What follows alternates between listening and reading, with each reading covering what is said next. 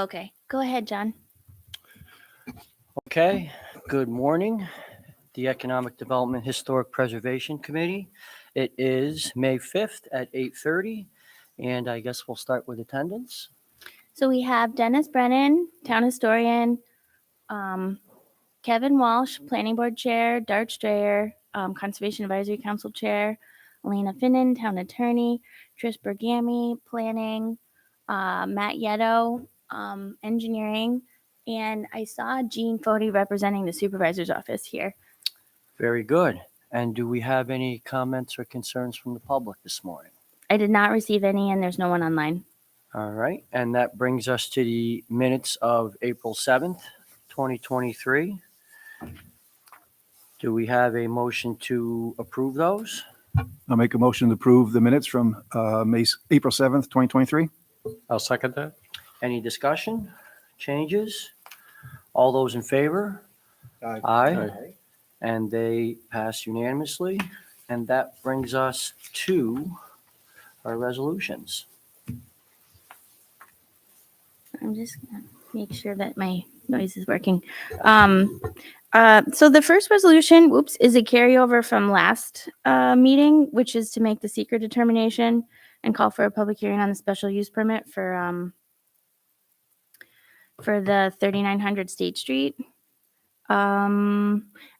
I believe that it was pulled possibly because they were working on some alternatives, and I haven't reached out to them directly yet, but I felt like we should leave it on the agenda because in case we need it, because the time frame for doing the secret determination and calling for a public hearing and potentially taking action is a 3-month span there typically. So I was going to leave it on there unless I heard otherwise. Makes sense. Okay. The second one is a resolution making a secret determination and calling for a public hearing for a special use permit for the 22 lot average density development at 1851 Union Street and 1245 Ruffner Road, consisting of 10 single family homes and 12 townhomes.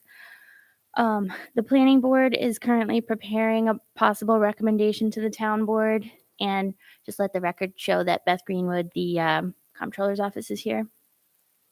So I think that between May 8th and May 22nd,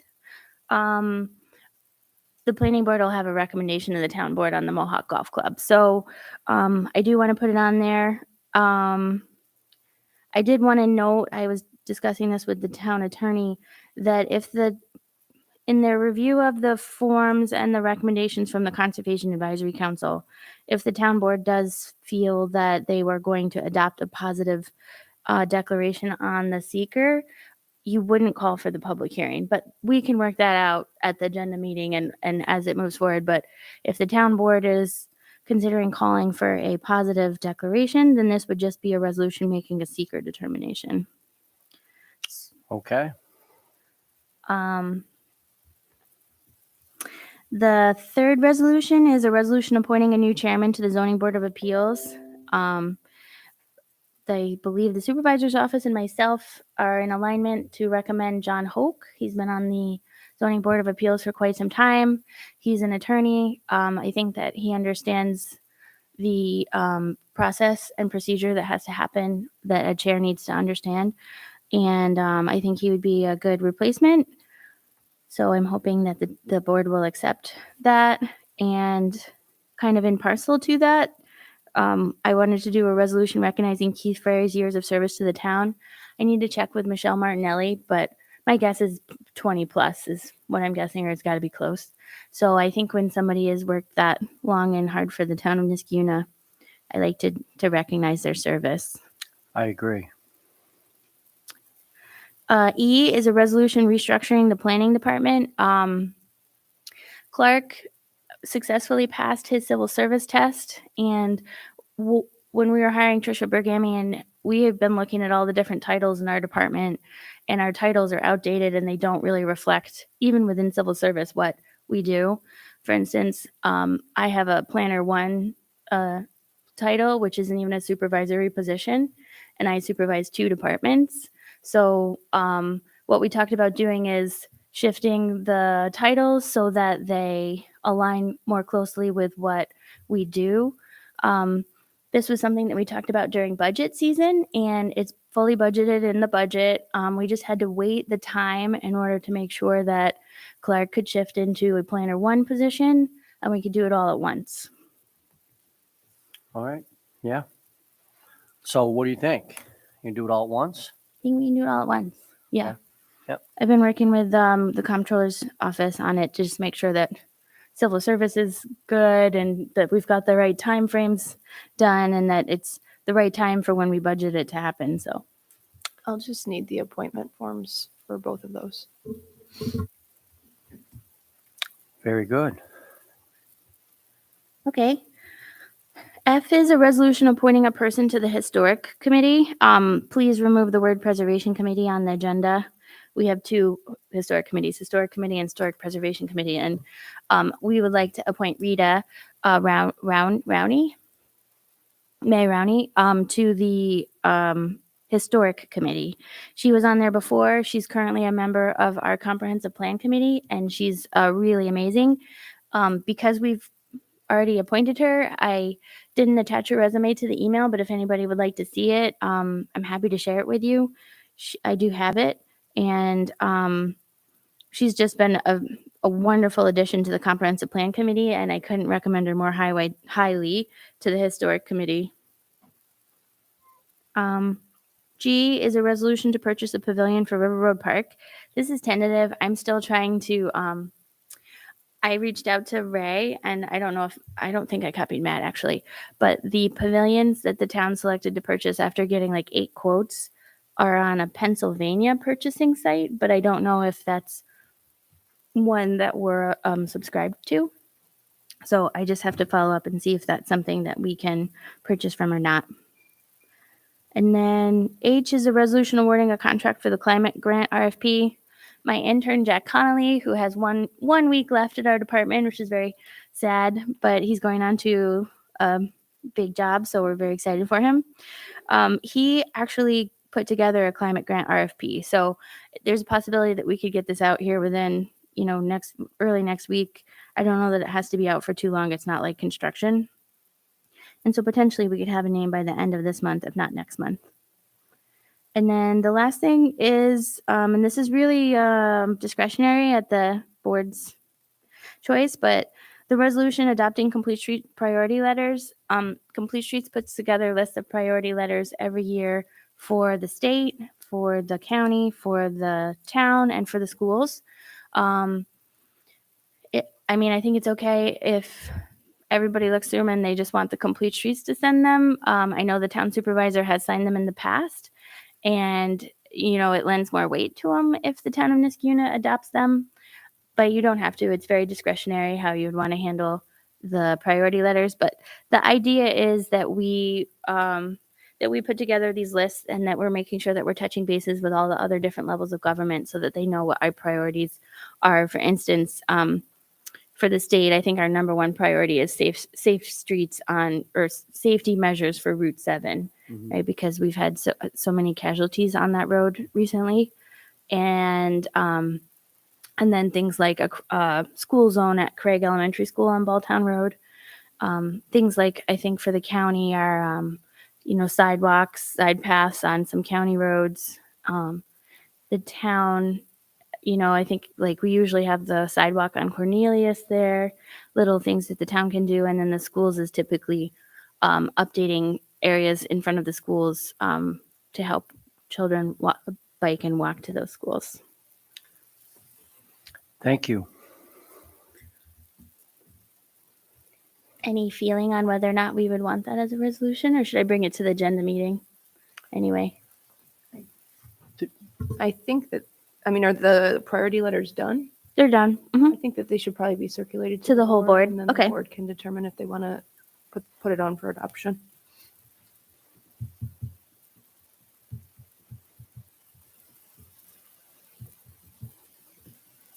Okay, did anybody have any questions on those or need to add any resolutions that I missed?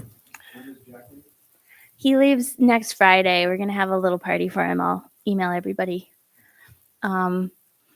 you know, we were very excited when Jean moved up to the supervisor's office, and I think she's doing a great job there.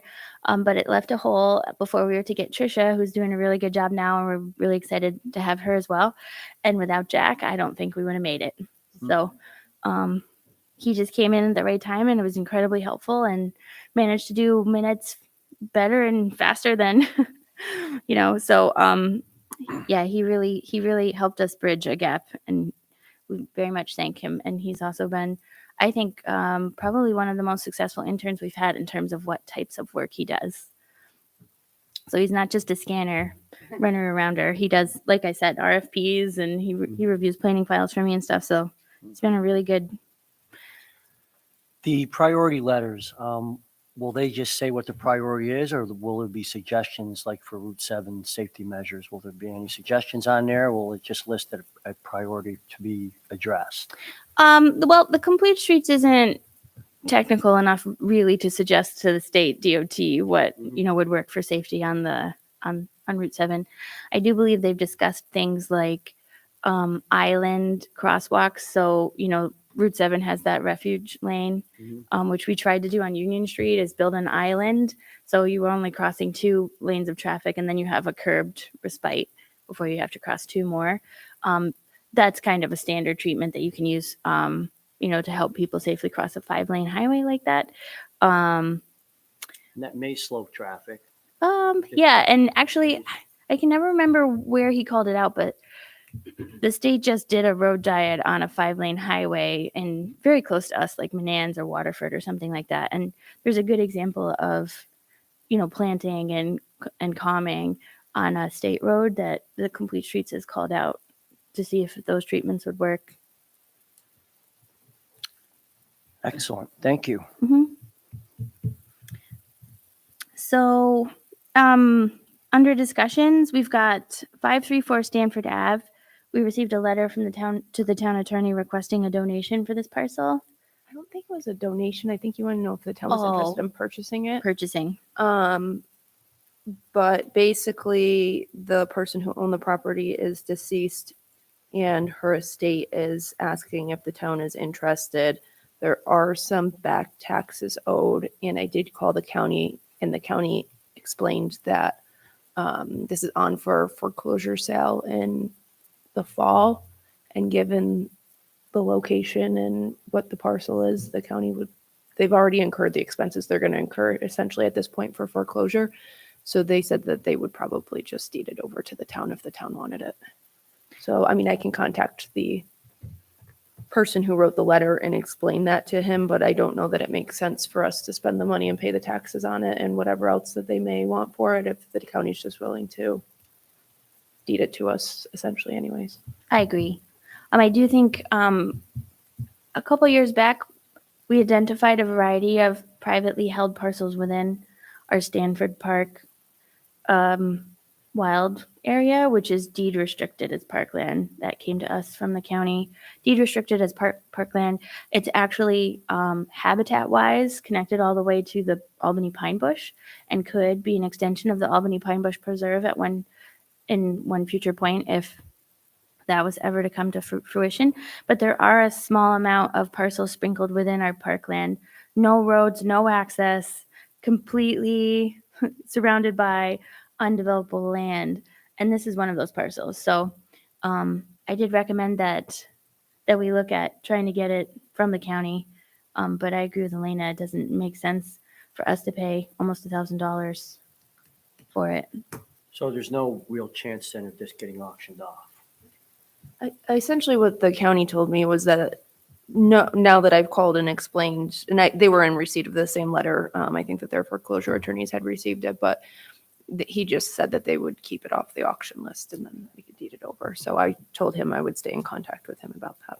So is it currently landlocked? Is that That's my understanding. Very much so. Yeah. Okay. And that would just be the one thing we'd want to avoid, is it going up on auction, because then we just have another problem with another owner. Yes, but it probably, because it's landlocked, it can't be worth that much money, right? I mean, it's not really usable for any type of developable space. Yes. Yeah. But the county has this cycle, which is frustrating to my department. I understand why they do it, of putting land up for sale, and the county's very clear about it's as is. We're not, whatever. But every cycle, people buy the land and then realize that they can't do what they thought they could do with it, And then let it go. and then they let it go again. And so every county cycle, we get an onslaught of phone calls like, can I fit a house? Can I get there? Like, how much will it cost me to build a road to this property? And it's like, you can't. Nope, this is undevelopable. Nope, you can't. And those are the people who call to see. It always ends up getting sold, and then the person who buys it comes in and very likely didn't do their due diligence to begin with. And then we have to have that same conversation with them. Only it's worse because they've already put down a certain amount of money, sometimes thousands of dollars, on these parcels that are undevelopable.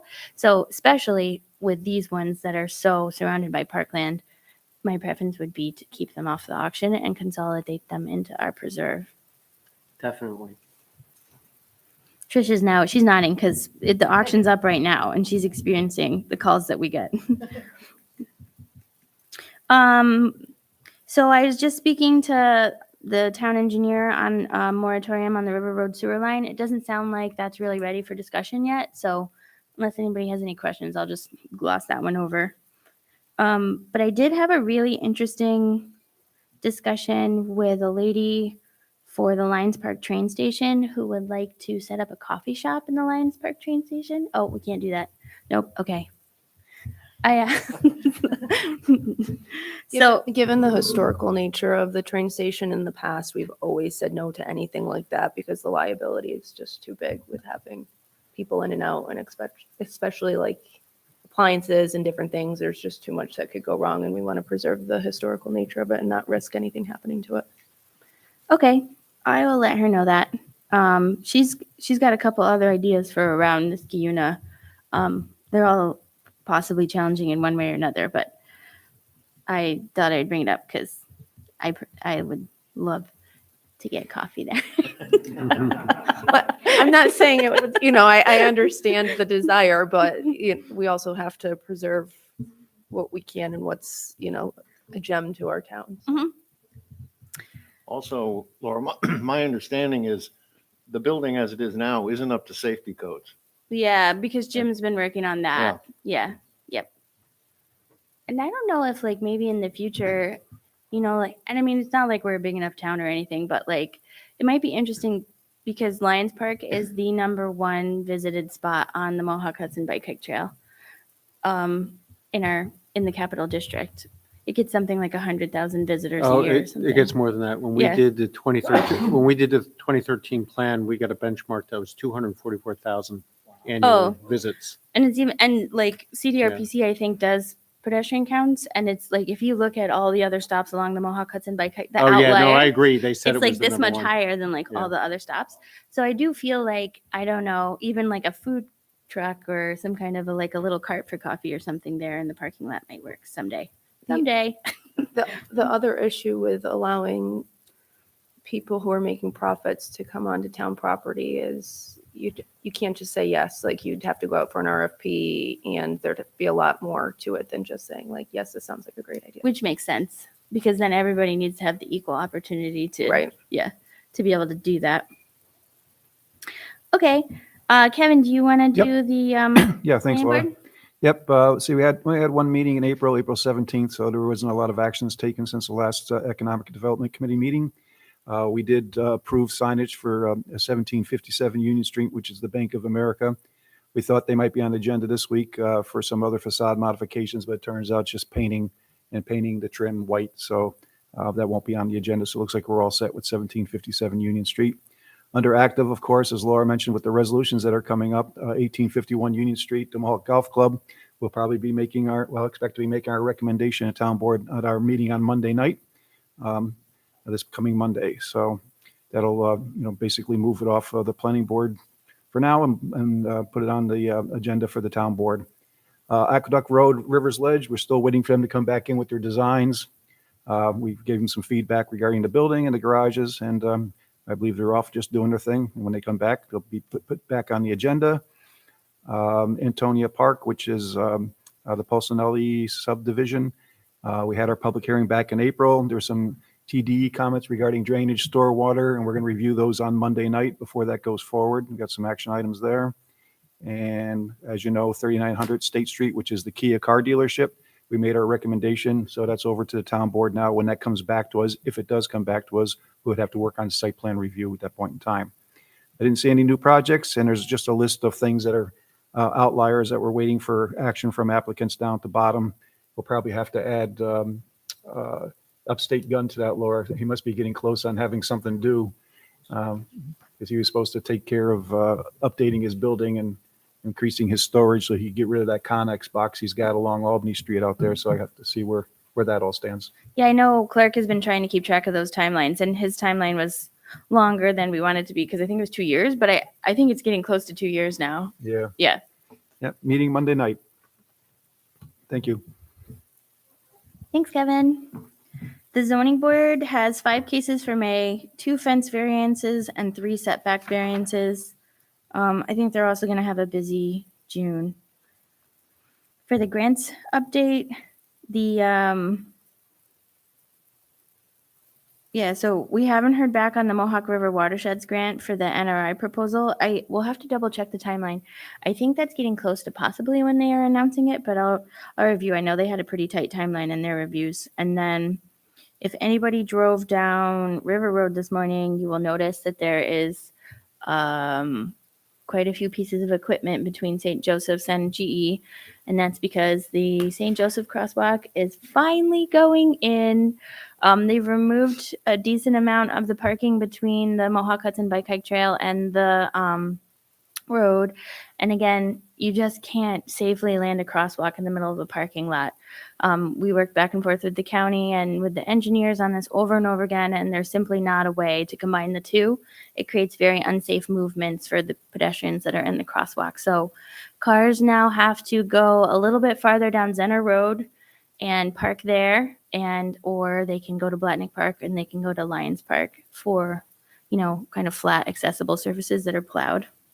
So we appreciate, the people who preferred to park there's patience and changing their habits. And I know that we've gotten a lot of requests over time for bicycles and pedestrians to cross there. It is the only place that they can cross there for quite a few miles. So it's very much appreciated that finally got started. And I have heard some initial complaints when I put up this parking lot is being closed sign, but I haven't heard anything recently. So hopefully all is well.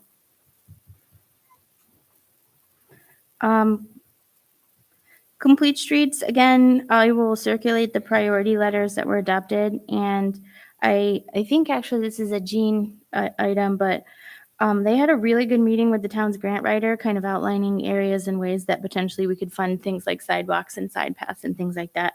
So we just want to reach out to the supervisor's office and follow up and see where we're at with some of those ideas.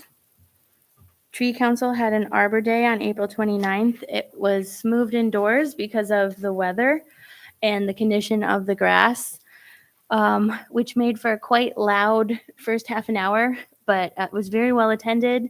Vendors were very happy, got a lot of exposure. I want to thank, the Tree Council, Carol Carey. This is her 8th Arbor Day, and they just keep getting bigger. We were out of trees, I think, in almost less than 40 minutes of the 2 hours, so we could easily have given out another 50 trees. And Trish Bergami, I think she was only like a week into working for us and took the whole organization on and labeled all the tables and made a plan for inside and outside in case it rained. And I think she was very much part of the reason that the inside was so successful. I also want to thank the Silent Rings Raptors.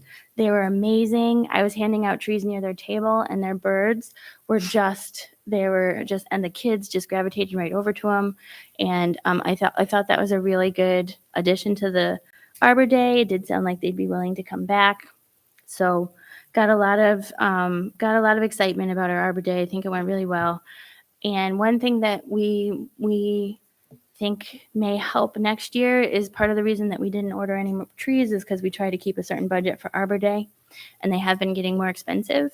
But Schenectady County reached out to us, and they may allow us to buy the seedlings at cost next year. So we may be able to get more so that if we have an even bigger Arbor Day, we'll have trees all the way until 11. So Schenectady County, as always, being very helpful to us. Yeah, that was great. It was very successful. And I've heard afterwards that Niskayuna's Arbor Day is probably the best Arbor Day that's held in the Capital Region area as far as attendance and, the various booths that we had set up. It really was well organized. Volunteers were great. Thank you, Trish, and everybody. And of course, Carol Carey. Really is amazing the work that everybody did. So thank you. Yeah. And like we have said before, the weather on Arbor Day, you just never know. But it did work inside. So we do have that option if we get snow again, which we've had one year. So I'm going to talk quickly about the composting day, and then you can take the Conservation Advisory Council if that's okay, Dart. Sure. I just wanted to let people know for the composting day, we held our first class on May. It was very well attended. Our second class is this Saturday. Apologize for all the composting stuff that you are being surrounded by. This is what we purchased with the NYSERDA grant. And I actually encourage anybody who is interested in composting to just watch the course online. It's we live streamed it. It's very interesting. The Cornell Cooperative Extension trainer is very passionate about composting, funny. It's not boring. And there's a lot of really good information there. So I just wanted to let you know that we thought, okay, we'll try 2 classes. Maybe we'll do one more. If we need to, we'll bring composting materials to the farmers markets. But we sold out of registration slots. I mean, sold out, it's free, but we ran out of registration slots within 4 hours of the email blast. And I think Trish has a waiting list of something like 200, 150 people. So the demand was so high. I've never seen that kind of demand for a class that we've put out before. We are already trying to figure out ways that we can do another NYSERDA grant for composting. I was extremely successful people who wanted to register. And I know it started to get tiring for Trish to have to say, sorry, the class is full. We're looking for another grant. I'm sorry, the class is full. We're looking for another grant. That being said, anybody who's interested in composting can still attend or watch it online. And we will try and have more because we did hear from people. It's clearly an unmet need that people want to learn how to compost. And according to the Cornell Cooperative Extension lady, and I feel like me as well, composting could potentially save the world. So we want to get it out there, and we want to get it out to people who want to try it. That's great. We did not meet for our May meeting, light agenda, and we had several people out of town, including myself. So I don't have anything additional to report. The Climate Smart Communities Task Force, again, that climate grant RFP, I'm going to work with Jack and see if we can get that on the streets for the end of the month. Architectural Review Board, Clark is currently in Florida, golfing, I think. So I'm hoping that he's resting and relaxing and having a great time down there. I don't think that they met in May either, but they have continued to have very successful and collaborative meetings. So I'm very thankful for our volunteers on that board. And then for the Comprehensive Plan Committee, I actually want to touch base directly with the town supervisor on this, but I did bring it to the Economic Development Committee meeting because I know that we created an RFP. We were thinking that we'd be able to get a decent amount of funding for the RFP. I'm not sure that funding has materialized. So Jack and I are trying to find different grants that we can use to possibly fund some of that RFP. But in the meantime, the Comprehensive Plan Committee worked really hard on a survey. And I think that to keep the committee moving forward and keep information coming and keep, the process rolling, that I would like to release that survey to residents when we can. And even with the RFP, the committee worked extremely hard getting that to provide, really valuable information. So I'm hopeful that we can do something with it, scale back or something. Yeah, but I think we can. I think we can use the RFP to apply for grants and highlight things that we're trying to fund through with it. And I think we can use it as a roadmap for things that we want to make sure that we're doing, we're not forgetting about. So, and I'm hoping that we'll still, as things progress, find money to be able to fund the majority of it. Building department enforcement, we had to do another round with Schenectady County on our zombie properties. Unfortunately, they were not served correctly by the county's a contractor. And so poor Trish and Ken had to redo all of the material and set it up and sign it again. But I do believe that they're out there and posted correctly this time. And so following that process, that's the next step in our process with the county. They'll let us know what the timelines are for those zombie properties once they've been posted.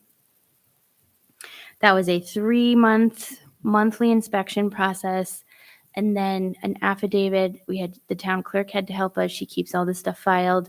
We had 7 properties, I think, that we were working on. And a couple of them did pay their taxes. So I think we're down to 5 possibly, but we're still, it's the first year we've done it. Pilot program seems to be working well. And thankful for Trish and Ken and the county's work on that.